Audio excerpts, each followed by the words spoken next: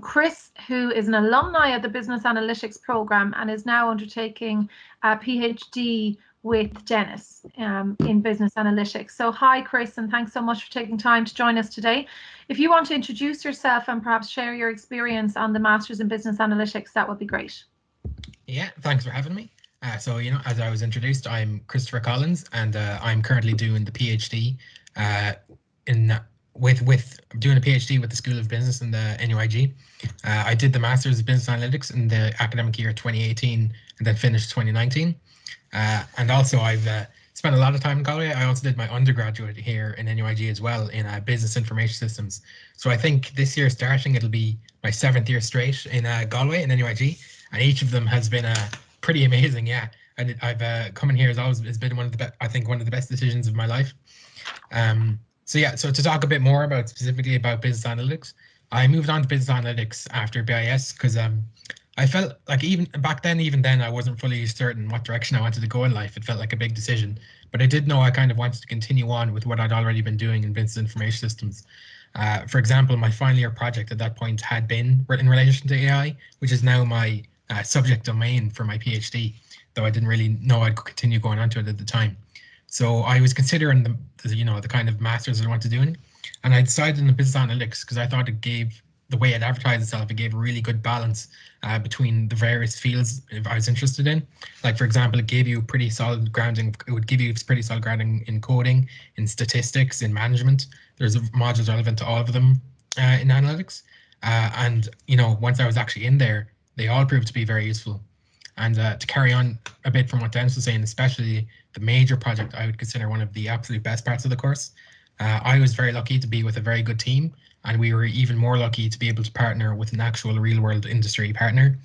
In our case, it was Intel, who gave us a data set, and then we were working with the data set and we were collaborating with Intel in order to gather insights from that data set that we could then give to Intel and they could use in real life, which was a bit more stressful, but I kind of enjoyed the stress because I was working on this and it felt like something it felt more stakes into it than usual.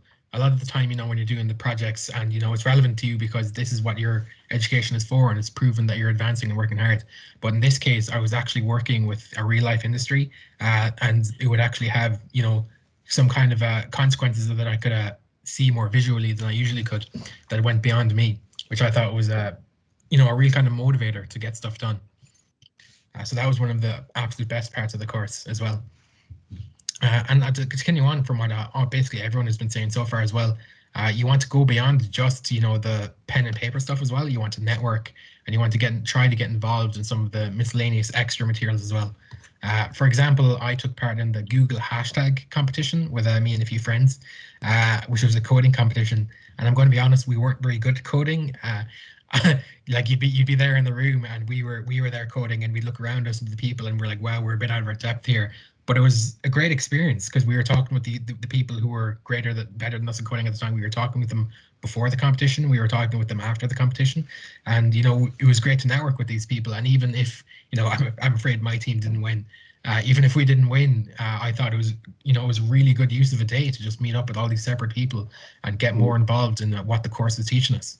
So I thought that was great. So, which is one of my I felt like coming in from the masters from the undergrad, I'd gotten a bit too settled in the way my life had been going, and so it wasn't until the second semester that I started really getting invested in some of the miscellaneous stuff that the master's courses offered. So I kind of regret not doing it like straight away, not getting into it in the first semester, rather than just kind of carrying on the way I did carrying on with the kind of same social circles I was doing from the undergrad, and not taking advantage of the opportunities given to me by the masters. And also, like we've talked a lot about the opportunities it gives you professionally, which it does. It definitely gives you a lot of professional opportunities. But I suppose I'm looking at it from the perspective of an academic, because I'm going into academia here now. I'm currently in the second year of my PhD, which doesn't really feel like it. Feels like I just started it last month. But yeah, academic-wise, it also has a lot to offer. There's a lot going on. Like as other people were saying, there's a lot of support from basically the entire faculty based on what you're doing. Like, I don't think I would have done as well as I did, or even really gotten into the academia, which I'm really enjoying, without the support of the faculty, and especially Dennis, who is in fact my supervisor for my PhD. he's been, him and all the rest of the faculty have been such a great help for me in like my own personal development and what kind of direction I'm going. Because it wasn't until the kind of halfway point of the masters that I realized I wanted to go into academia, and like for the first time I was like, okay, now I've got like a solid direction of a real personal commitment of where I want to go and what I want to do, which I wouldn't have had if I hadn't done business analytics. Thank you. Yeah. Thanks so much, Chris, and such excellent feedback and an overview of your experience. And I think your point there around extra activities and extracurricular activities outside the classroom, that points back to our mission, which is to develop well-rounded and employable business graduates. So that's really, Dennis touched on it as well. I hear it all the time from our industry partners that is so important. As Dennis said, your result is only one line on the CV, and a lot of people applying for these positions that your competitors may also have the same grade as you from their masters. So the only way to differentiate yourself or to make yourself a bit more distinctive is to have additional curricular activities, either through clubs or societies. We've over 150 at NUI Galway, all the different sports clubs, student societies, volunteering, competitions you mentioned.